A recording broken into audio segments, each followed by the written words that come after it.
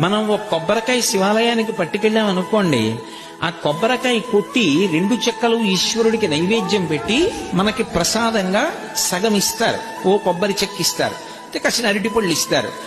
ఇస్తే వాటిని తిన్నగా ఇంటికి తెచ్చుకోకూడదు. శివుడి యొక్క నిర్మాల్యాన్ని, ప్రసాదాన్ని విడిచిపెట్టేయకూడదు. చాలా మంది తెలిసి తెలియక ఒక మాట అంటుంటారు, శివాలయం నుంచి ప్రసాదం తెచ్చుకోకూడదు అంటుంటారు. బాగా వినండి, శివాలయం నుంచి ప్రసాదం పట్టికెళ్ళి తీరాలి ఇంటికి.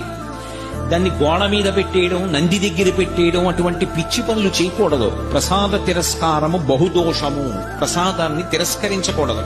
అందుకే అన్నవరం సత్యనారాయణ స్వామి కథలో ప్రసాదాన్ని తీసుకోకుండా ఆ పిల్ల భర్తని చూడ్డానికి వెడితే పడవ మునిగిపోతుంది.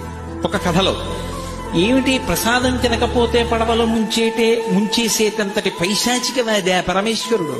అంత పైశాచిక మనస్తత్వం ఉన్నవాడా? కాదు. ప్రసాదము అంటే అనుగ్రహము, ఈశ్వరానుగ్రహము ప్రసాదం రూపంలో లోపలికి వెళ్ళి అందులో 6వ వంతు మనస్సుగా మారి మనకున్నటువంటి సమస్యలకి కావలసినటువంటి పరిష్కారం అదే మనసులో బుద్ధి నిర్ణయించి ప్రచోదనం చేస్తుంది. ఆ ప్రసాదం లోపలికెడితే సమస్యకి పరిష్కారం లోపల పుడుతుంది. అలా ఆ